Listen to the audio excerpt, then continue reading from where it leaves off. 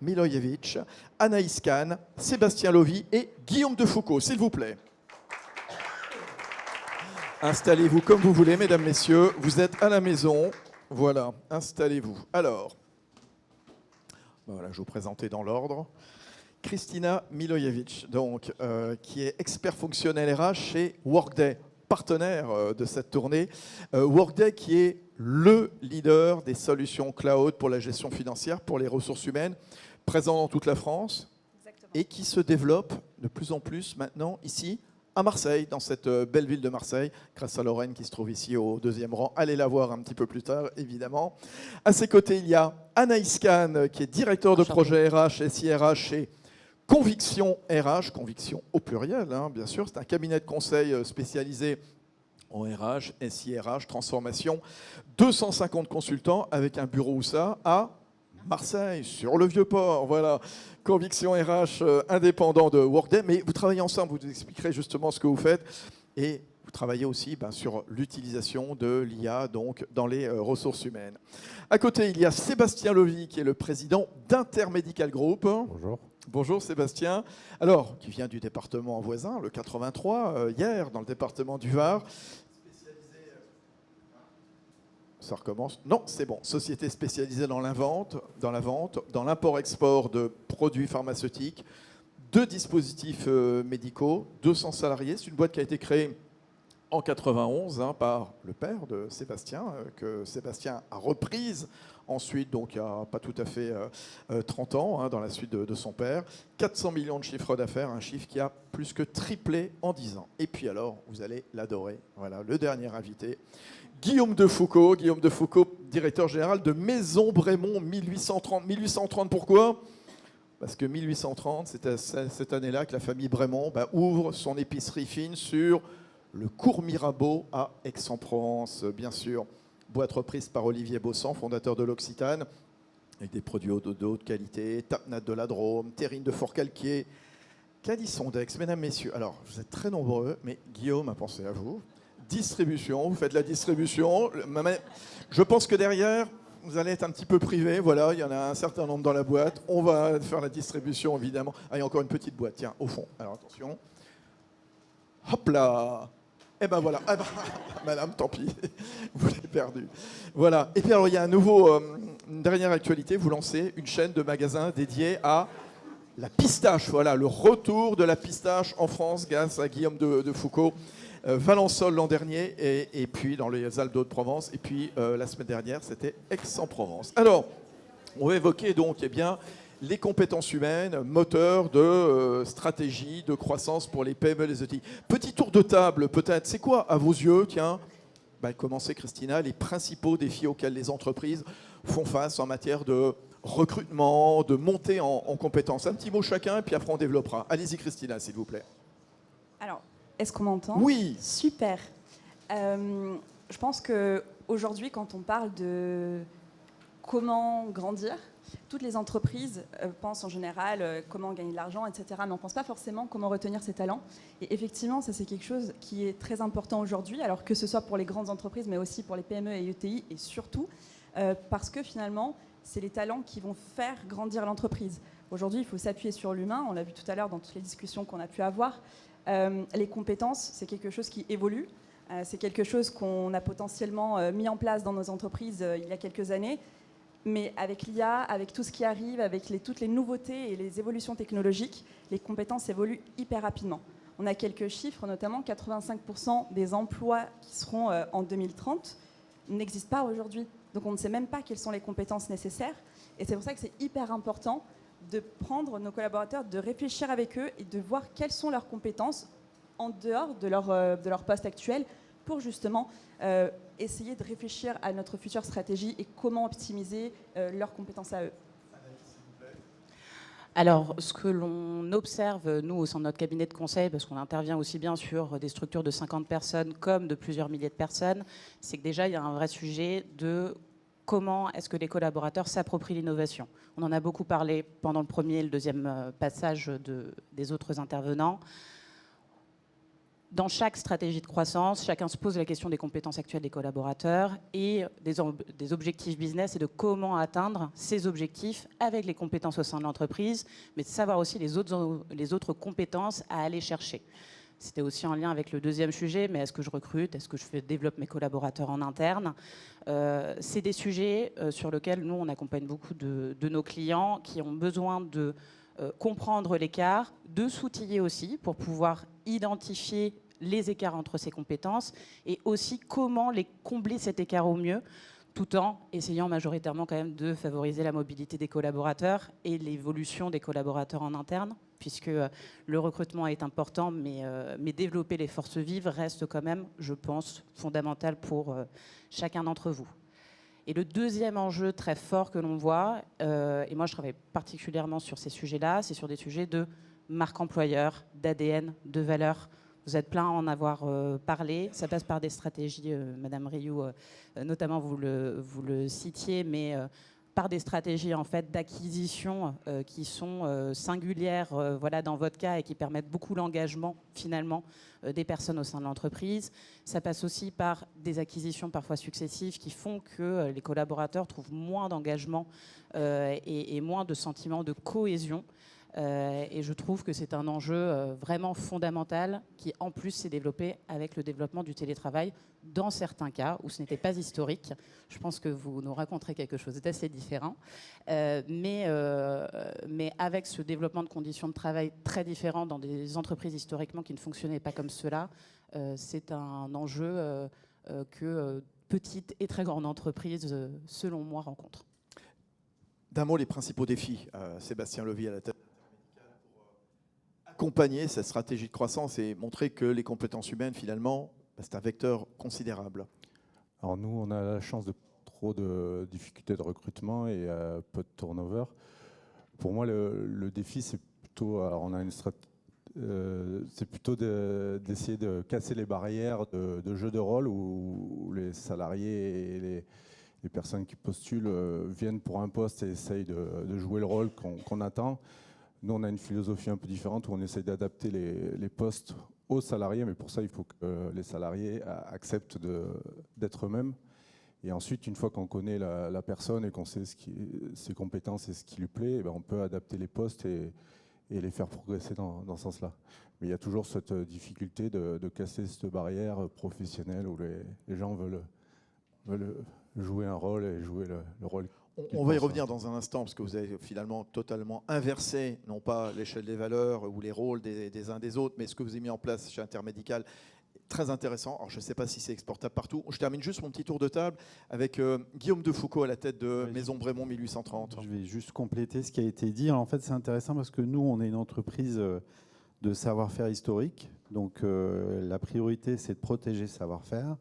Et pour protéger ce savoir-faire, c'est de garder les personnes qui ont ce savoir-faire. Donc, il y a ce premier enjeu. Et le deuxième enjeu, c'est qu'on est une entreprise dans un groupe qui est en croissance, dans un secteur hyper compétitif qui est le retail. Alors moi, j'ai la chance d'être dans l'alimentaire. C'est un secteur qui se porte plutôt bien en France, contrairement à d'autres, notamment le textile.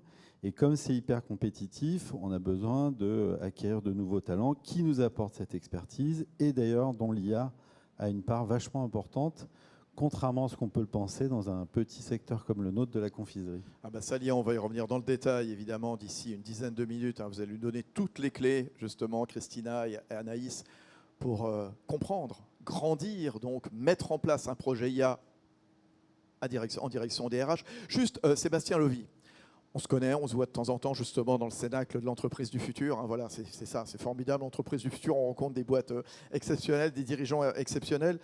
Racontez-nous le modèle que vous avez mis en place vis-à-vis de vos collaborateurs.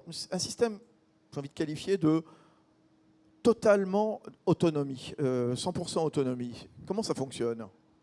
Alors déjà, je suis parti du principe que l'homme était bon et qu'il voulait bien faire, que j'avais confiance en l'être humain, 100% confiance, et que donc je donnais ma confiance aux êtres humains.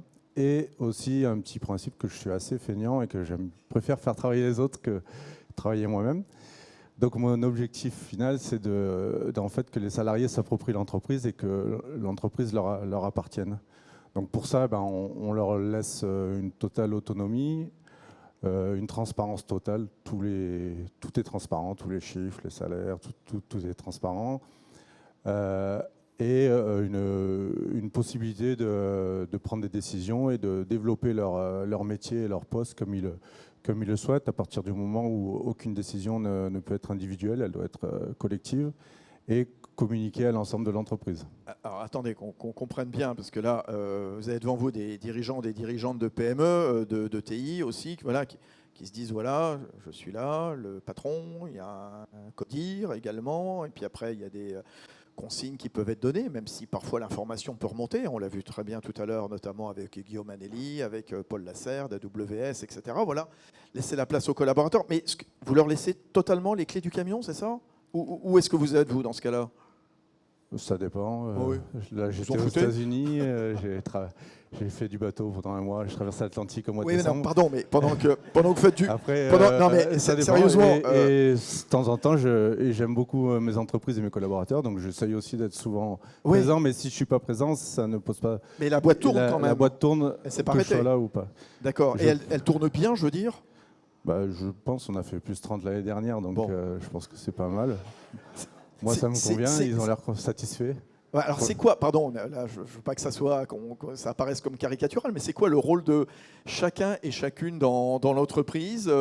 Chacun s'empare de n'importe quel poste, chacun est payé comme il veut. Enfin, je rigole peut-être. Non, tout est collectif, donc chacun peut pas. Oui, tout le monde peut postuler à n'importe quel poste. Après, il faut qu'il soit accepté par l'ensemble de l'équipe et qu'il corresponde aux critères. On parlait des pôles support tout à l'heure sur les rachats. Nous, on a aussi des pôles support, donc qui sont à disposition des autres entités. En fait, nous, dans l'entreprise, tout le monde est à disposition. Tout le monde est un pôle support, c'est-à-dire que la personne qui prépare la palette au stock est à la disposition du commercial, qui est à disposition de la compta. Et chacun a son rôle dans l'entreprise, mais comme s'ils étaient un cabinet extérieur. Et ils ont des titres quand même ou pas dans cette entreprise? Il n'y a pas de hiérarchie officielle. Il y a des rôles de référent, donc de responsable d'un domaine, parce que pour que ça fonctionne, il faut à chaque fois qu'il y ait quand même un responsable, mais il n'a pas de pouvoir hiérarchique. Il a le pouvoir sur l'activité, il y a le responsable des expéditions, il y a le responsable du service financier, mais il a assez peu de pouvoir sur les personnes qui vont travailler avec lui. Souvent d'ailleurs, chaque salarié a 2 managers. Il a un manager technique qui va lui dire qu'est-ce qu'il attend dans son métier et un manager plutôt gestion d'équipe qui va s'occuper de ses vacances, de sa rému et qui va l'accompagner. Voilà. Mais il y a un règlement intérieur, j'imagine, quand même. Non, même pas. Je suis assez contre toutes les règles. Donc un peu à la Netflix. Je pense que vous avez foutu le bordel là. Donc il n'y a pas de règlement intérieur. On s'applique sur les lois qui existent déjà. Je trouve qu'il y en a déjà suffisamment. Ouais, dans un pays où on est quand même assez assisté. Et donc voilà. Donc moi, non, je ne demande pas aux gens d'avancer s'il y a un feu vert et de s'arrêter s'il y a un feu rouge. Je leur demande de prendre la responsabilité, de gérer leur métier comme ils gèrent leur famille. Ils sont tous capables de gérer un budget, de gérer une famille, de savoir que... Mais à propos de budget, ils sont payés comment? Il y a une grille Alors, ils sont payés sur la fourchette haute des métiers, en sachant que chaque année, on leur demande d'aller voir ce qu'ils font ailleurs et de nous challenger pour les augmenter. Donc, le but, c'est pour nous, c'est de les payer le plus haut possible en restant sur une grille pour pas qu'ils restent pour le salaire, mais il ne faut pas qu'ils s'en aillent pour le salaire. Et c'est à eux de nous aider à les augmenter. En nous ramenant des annonces externes, en allant passer même des entretiens externes et en venant nous ramener. Après, toute décision est collégiale, donc on part sur un groupe de travail qui peut s'agrandir si on n'arrive pas à se mettre d'accord pour arriver à un consensus accepté par tout le monde. Oui, Christina? Oui, j'aimerais rebondir. Pour avoir travaillé dans une entreprise qui avait quasiment la même culture, je pense que ça crée aussi énormément de l'engagement des collaborateurs et une sorte de responsabilité où on se dit « Ok, on me fait confiance, donc je peux lancer tout plein d'idées, tout plein de projets, mais par contre, je sais que si je lance le projet, j'en suis responsable. Donc si je fais n'importe quoi, c'est potentiellement de ma faute. » Ce qui fait que derrière, les autres ont envie de suivre et on se challenge mutuellement Et in fine, il y a énormément de projets qui grandissent comme ça, juste grâce à l'intelligence humaine et à la bonne collaboration. Et on le disait tout à l'heure, le manager, comment faire en sorte pour que le siège, les managers et puis les salariés derrière qui sont sur le terrain et qui font le gros du travail collaborent ensemble. Finalement, est-ce que c'est vraiment être manager ou est-ce que c'est être leader, un coach finalement qui va guider les collaborateurs au quotidien et qui va leur donner envie d'aller encore plus loin, encore plus haut, ce qui va effectivement amener à une croissance de l'entreprise. Guillaume de Foucault, c'est exportable, par exemple, le modèle de Sébastien chez Maison Brémond Je voulais 1830. réagir parce qu'en plus, tu nous mets la pression, il y a le timing qui est juste en face de Oui, nous. bon, c'est Alban qui nous met la pression pour le c'est déjeuner. assez là. intéressant ce que vous partagez parce que moi, dans ma carrière, j'ai eu la chance de travailler pour des boîtes américaines. Donc, j'avais cette culture de boîte américaine avec le fonctionnel, le leader et autres. Et j'ai débarqué il y a 8 ans en province. Et je suis arrivé avec ces notions-là et je me suis littéralement planté. D'accord ? Parce que j'ai appris que une PME de province, ils ont quand même besoin d'un cadre. Et donc, il y a une vraie culture du changement que vous avez certainement menée, mais qui est un défi, mais qui est un défi super intéressant. Parce qu'en fait, après, aujourd'hui, dans la culture de ma PME, on parle de leadership, on parle de fonctionnel, donc d'un manager fonctionnel qui n'est pas un manager hiérarchique, donc qui ne fait pas le point une fois dans l'année comment je peux monter en compétences, mais qui fait le point sur comment je peux monter dans mon savoir-faire. Il y a de l'entraide, et donc c'est une structure hyper linéaire en fait, et horizontale, on dit plutôt d'ailleurs, et qui est vachement importante. Donc vous avez déjà mené ça, mais c'est super. Mais je partage le fait que c'est un grand défi et que ça m'a mis quand même quelques années à le faire. Anaïs Kahn, stratégie, conviction RH. Vous avez devant vous des dirigeants, des dirigeantes de PME, d'ETI, dans des genres extrêmement différents. Est-ce que toutes ces entreprises ont le moyen de rivaliser avec les grands groupes pour attirer justement dans leurs entreprises? On parlait tout à l'heure de marque employeur. Est-ce que par exemple un exemple comme celui de Sébastien Lovy, pour accompagner sa croissance, il est exportable, il est duplicable?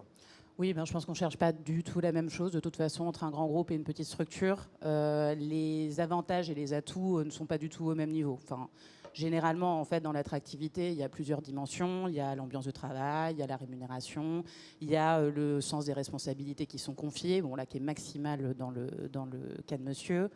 Il y a le fait de développer ses compétences, d'être autonome. Donc, il y a plusieurs dimensions qui vont être des forces, qui vont être indéniables dans le cadre de PME et de plus petites structures, qui ne vont pas être possibles en fait dans le cadre de plus grandes organisations.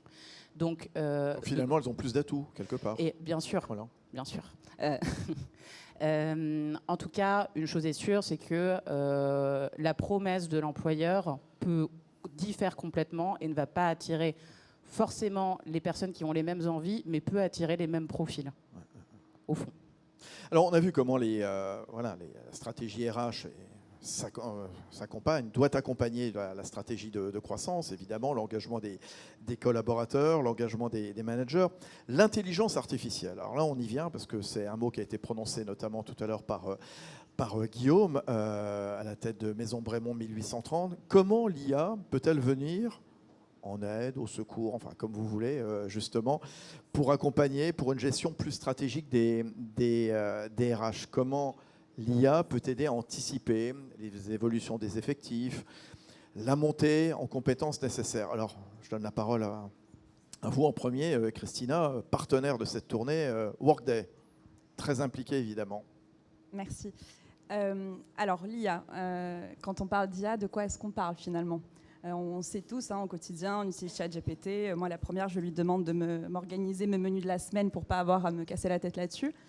Mais par contre, quand je commence à lui poser des questions très orientées RH, très spécialisées dans le domaine, etc., je me retrouve confrontée face à des prompts qu'on appelle, qui ne sont peut-être pas assez bons, il faut que je les retravaille, et puis je ne sais pas comment faire un bon prompt pour poser la bonne question.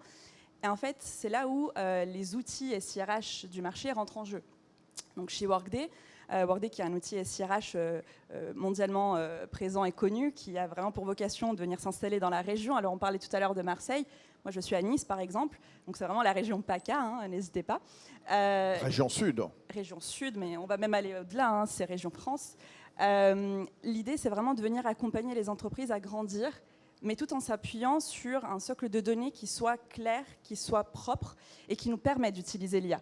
Parce que Il faut avoir de la donnée, c'est la règle dès le départ. C'est la règle Voilà. dès le départ. Et surtout, il faut c'est que quoi la cette donnée? On la collecte où? On la recueille où? On la met où? Dites-nous tout. Exactement. Quand on parle de RH, bien sûr. Bien sûr. Alors, quand on parle de RH, on pense en général à la gestion administrative. Ça, c'est le premier point, le point d'entrée. On sait qu'il faut recruter un collaborateur, il faut l'embaucher, il faut signer des contrats, il faut derrière le suivre tout au long de sa carrière. Et puis, si jamais il part, il faut l'accompagner dans son départ. Il faut que l'expérience soit la meilleure possible. Et c'est là où vraiment on a besoin de gérer toutes ces données-là, idéalement dans un seul et même outil. Workday, c'est cet outil qui pourrait vous permettre justement de gérer toutes ces données. Et puis, on va commencer par un corps RH. Un corps RH, qu'est-ce que c'est? Ça va être vraiment le cœur de votre outil SIRH qui va vous permettre de rentrer toute la donnée de vos collaborateurs. Donc, je pense des données réglementaires, nom, prénom, adresse, numéro de téléphone, voilà, un peu toutes ces informations-là. Mais aussi ces contrats, ces documents, pouvoir suivre les alertes sur notamment l'expiration de son passeport, sa carte de séjour, etc., qui lui permettrait plus de travailler du jour au lendemain. Pouvoir aussi être notifié si un collaborateur demande une absence, ou encore pouvoir gérer, par exemple, tout ce qui va être des avantages sociaux, pouvoir faire le lien avec votre outil de paye pour pouvoir payer correctement votre collaborateur. Tout ça, c'est des données que vous avez en général dans les plus petites structures sur des Excel. On sait que les Excel, c'est magnifique, ça peut faire énormément de choses, mais ça peut faire énormément d'erreurs. Et l'erreur est humaine, mais Excel fait des erreurs également si on le manie mal. L'avantage d'un outil SIRH, c'est qu'il vous cadre. Et en l'occurrence avec Workday, qui justement vous permet d'être cadré par des champs qui sont déjà prédéfinis. Donc on embarque des standards, vous avez des processus métiers qui sont à disposition, qui sont des processus métiers qui ont été co-créés avec nos clients. On va également vous proposer tout ce qui va être des organisations, donc comment gérer votre organisation, comment facilement vous réorganiser, notamment PME et TI. Vous grandissez aussi beaucoup par des rachats. Un rachat veut dire comment intégrer une structure peut-être de 100 personnes d'un coup, où est-ce que je l'intègre dans mon organisation, qui sera son responsable, est-ce que je vais un petit peu mixer les équipes ou est-ce que je les laisse à part. Tout ça, c'est un outil SIRH qui va vous permettre de vous guider là-dedans. Et comment l'IA rentre là-dedans? C'est en vous accompagnant dans ces processus. On va vous proposer notamment des assistants IA qui vont vous guider à travers des processus métiers pour vous indiquer quelles sont les normes, quelles sont les règles, etc. On va vous guider aussi sur toutes les informations légalement indispensables qu'il faut suivre. Mais on va aussi vous permettre d'avoir des rapports, du reporting, sur notamment du reporting très standard demandé par la législation française, par exemple, pour pouvoir le sortir de façon la plus optimale avec la donnée la plus propre. Voilà, c'est un petit peu tout ça qui va gérer les CRH. Anaïs Kahn, conviction RH, on a vu qu'il y a besoin de données au départ. On a bien compris évidemment les usages possibles, imaginables d'un point de vue RH. C'est quoi l'angle d'attaque quand on est dirigeant de PME, de TI, sur ce terrain justement de l'IA et des RH? C'est-à-dire ce qui motive les entreprises à le mettre en place? C'est quoi la première méthode justement? Comment on met ça en place dans une entreprise? Alors, moi, ce que je constate chez la majorité de nos clients, c'est que nous avons plein de clients qui ont envie de le faire, mais qui ont peur de le faire. Déjà parce qu'en fait, lié à l'IA, et notamment en ressources humaines, il peut y avoir pas mal de biais. Et il y a un sujet de biais, parfois, des algorithmes, des technologies qui déjà est encadré d'un point de vue réglementaire européen depuis l'année dernière. Et ils ont envie de se lancer, mais ils ont du mal. Donc souvent, soit ils ont la compétence en interne pour être accompagnés, soit ils font effectivement appel à des cabinets de conseil comme le mien pour essayer de détourer un petit peu ce que ça veut dire. Pourquoi je veux utiliser mon intelligence artificielle? Parce qu'il y a beaucoup de fonctionnalités qui peuvent être proposées, mais à quoi ça va vraiment me servir? Est-ce que mes équipes vont être capables aussi d'utiliser ces outils? Puisqu'il peut y avoir beaucoup de choses mises en place, mais est-ce que mon responsable recrutement il saura vraiment bien identifier quel profil est le meilleur, être sûr qu'il n'y ait pas de biais non plus en fait, dans les recrutements qui sont réalisés? Et ça s'applique un peu à toutes les dimensions des ressources humaines.